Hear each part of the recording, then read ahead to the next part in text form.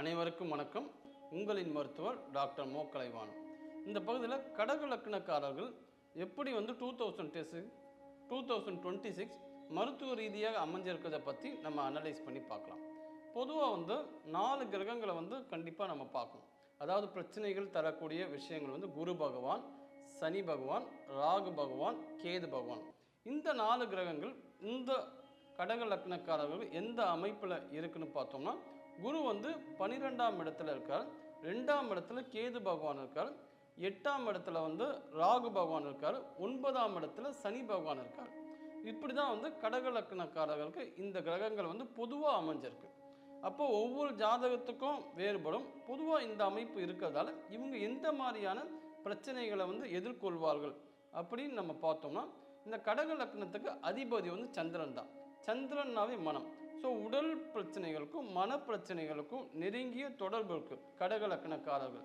அதே போல் சந்திரன் நீர் தத்துவத்தால் ஆனது. அப்போ உடம்பை நீர்ச்சத்து குறையாமல் நம்ம பார்த்துக்கணும். இளநீர் குடிக்கிறது, பயச்சாறுகள் குடிக்கிறது, அந்த மாதிரி ஏதாவது ஒரு விஷயத்தை நம்ம தொடர்ந்து நீர்ச்சத்து உடம்புல இருக்கிற மாதிரி பார்த்துக்கணும். இன்றைக்கி நிறைய பேர் தண்ணி குடிக்கிறதே கிடையாது. என்னைக்காவது தாகம் எடுத்தால் குடிக்கிறாங்க, இல்லை உணவு சாப்பிடும்போது குடிக்கிறாங்க. அப்படி இருக்கக்கூடாது. தினசரி இந்த கடக லக்னக்காரர்கள் 1 லிட்டர் தண்ணியாவது குடிக்கணும். காலையில் வெறும் வயிற்றில் எழுந்து இந்த 1 லிட்டர் தண்ணியை குடிக்கிறதுக்கு பழக்கப்படுத்திக்கலாம். அப்போ நீர்ச்சத்து குறையாமல் இருக்கும். அப்போ சந்திர பகவான் அந்த அதிபதியும் எந்த ஒரு பிரச்சனையும் தராமல் நம்ம பார்த்துப்பார்.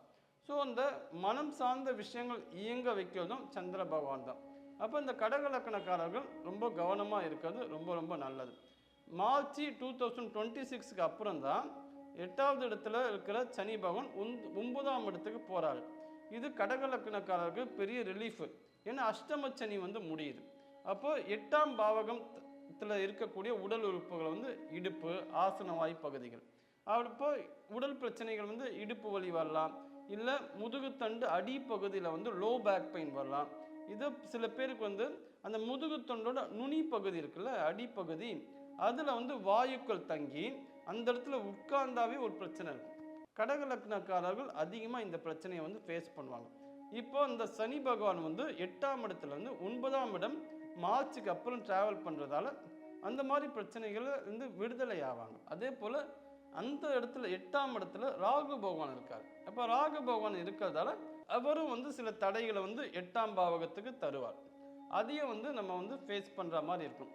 இந்த மாதிரி பல சிக்கல்கள் கடக லக்னக்காரர்களுக்கு வந்தாலும் அவங்க உடல் உறுப்புகளை பொறுத்த வரைக்கும் இருதயத்தையும் நுரையீரலையும் கண்டிப்பாக நல்லபடியாக வச்சுக்கணும். இதயத்தை நல்லா வச்சுக்கிறது பூண்டு, மஞ்சள். இந்த பூண்டு பால்னு ஒரு ப்ரிப்பரேஷன் இருக்குது. அதாவது 8 பல்லு பூண்டு எடுத்து பசும்பாலில் காய்ச்சிட்டு பூண்டை முதல்ல சாப்பிட்டுட்டு மிச்சம் இருக்கிற பாலில் கொஞ்சமாக மஞ்சள் தூளும் மிளகு தூளும் போட்டு அந்த பாலை குடிக்கணும். அப்படி குடித்தோம்னா இரவு நேரத்தில் தான் பயன்படுத்தணும். அப்படி பயன்படுத்திட்டு வரும்போது இருதயம் பலப்படும். அப்போ கடக லக்னக்காரர்கள் இந்த பூண்டு பால் ப்ரிப்பரேஷனை இரவு நேரங்களில் மட்டும் பயன்படுத்தி வரலாம், நல்ல ஒரு பலனை கொடுக்கும். அதே போல் இன்னொரு மிக முக்கியமான கவனிக்க வேண்டிய உறுப்பு என்னென்னா நுரையீரல். நுரையீரல் தூசியில் போட்டால் ஈஸியாக அவங்களுக்கு அலர்ஜி வந்துடும், தும்மல் வரும். காலையில் எழுந்தவுடனே அடுக்கு தும்மல் மாதிரியான பிரச்சனைகள் கடக லக்னக்காரர்களுக்கு அதிகமாக உண்டு. அப்போ அணுத்தைலம்னு ஒன்று உண்டு. அதை சித்த மருத்துவர்களோட ஆலோசனையின் பேரில் நீங்கள் இயர் ட்ராப்ஸ் போகிற மாதிரி நேசல் ட்ராப்ஸ், அது அணுத்தைலம். அது மாதிரி நம்ம அணுத்தைலமை நம்ம பயன்படுத்தி நுரையீரலில் வரக்கூடிய ஆஸ்துமா பிரச்சனைகள், இந்த வீசிங்கு, தலைபாரம், இது எல்லாத்துக்குமே அணுத்தைலம் பெஸ்ட்டாக வேலை செய்யும். கடக லக்னக்காரர்கள் அதை பயன்படுத்திக்கலாம். இஞ்சி டீ குடிக்கலாம். அதே போல் நம்ம மஞ்சள் போட்டு ஆவி பிடிக்கலாம்.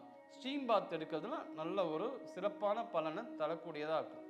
அப்போது நுரையீரலையும் நீங்கள் கவனமாக பார்க்கணும், இதயத்தையும் கவனமாக பார்க்கணும். அதிகப்படியான கவலை கூட நுரையீரலை பாதிக்கும். ஏன்னா கடக லக்னக்காரரோட அதிபதியே சந்திரன் தான். சந்திரன் தான் மனத்தை இயக்குது. அப்போ லக்னக்காரர்கள் அதிகப்படியான மனப்பிரச்சனைகளுக்கு இருக்கிறத நினச்சிப்பாங்க.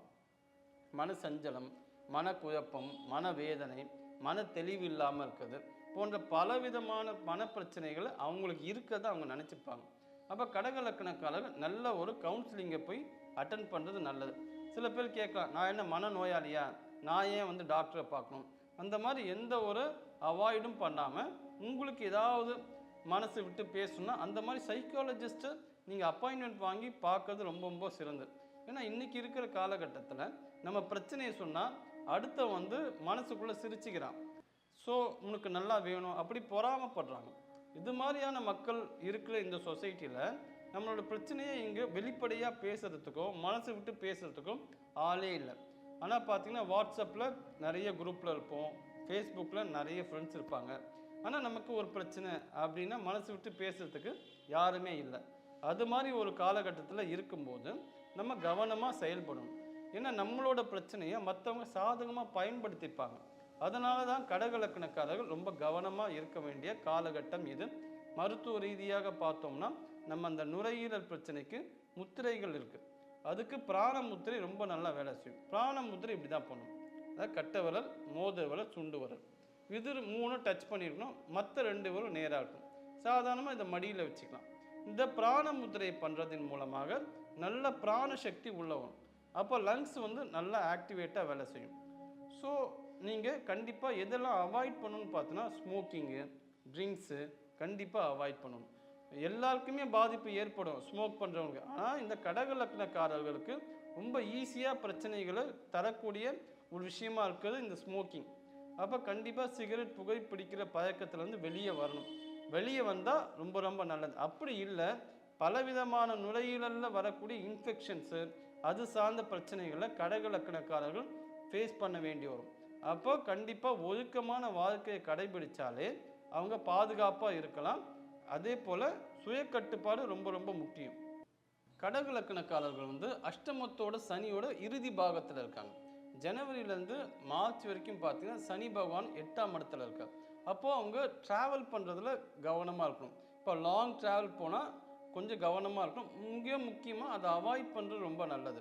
ஸோ ஏதாவது விபத்துகள் ஏற்படலாம், காயங்கள் ஏற்படலாம். அதனால் ரொம்ப தூரம் ட்ராவல் பண்ணுறத இந்த கடகலக்கணக்காரர்கள் மார்ச் மாதம் வரைக்கும் பொறுமையாக இருக்கிறது ரொம்ப ரொம்ப நல்லது. இன்னொரு சிறப்பான விஷயம் என்னென்னா, குரு வந்து 12ஆம் இடத்துலேருந்து 1ஆம் இடத்துக்கு ஜூன் மாதத்துக்கு மேலே ட்ராவல் ஆகுது. இப்போது லக்னத்தில் குரு இருக்கிறதால கொழுப்பு சார்ந்த உணவுகளை அதிகமாக எடுக்கக்கூடாது. ஆனால் நமக்கு வந்து நிறைய பேருக்கு இந்த ஆயில் ஐட்டம்ஸ் ஃபுட்டு வந்து ரொம்ப பிடிக்கும். Fast food, fried items, deep fry பண்ணது, இந்த மாதிரி உணவுகளை நாக்குக்கு சுவையாக இருந்தாலும் உடம்புக்கு வந்து பாதிப்பை ஏற்படுத்தக்கூடியதாக இருக்குது. மிக முக்கியமாக இந்த கடகலக்கணக்காரர்கள் அந்த ஜூன் மாதத்துக்கு பிறகு குரு லக்னத்தில் வந்துடும். அப்போ கொழுப்பு சத்து அதிகமாக சேர ஆரம்பித்தா உடல் பருமன் பிரச்சனைகள் வரும். அதே போல் ஃபேட்டி லிவர் பிரச்சனையும் வரத்துக்கு வாய்ப்பு உண்டு. அப்போது என்ன பண்ணணும்னா எக்ஸசைஸ் பண்ணலாம். தனுராசனம், அதாவது யோகா பயிற்சிகள் வந்து இந்த கடகலக்கணக்காரர்களுக்கு மிக சிறந்த ஒரு வழியாக இருக்கும். இந்த யோகா பயிற்சியில் வந்து என்ன பண்ணணும்னா இந்த தனுராசனம் ரொம்ப சிறப்பாக இருக்கும். அது வந்து கல்லீரலை வந்து ஸ்ட்ரென்தன் பண்ணும். மூச்சு பயிற்சியில் வந்து அனுலோம் விலோம் ஒரு பயிற்சி இருக்குது. பிராணாயாமம், நாடி சுத்தி, கபாலபதி போன்ற பலவிதமான மூச்சு பயிற்சிகள் உண்டு. ஆசனங்கள் வந்து வஜ்ராசனம், ஸ்வஸ்திகாசனம், தனுராசனம், சிரசாசனம்.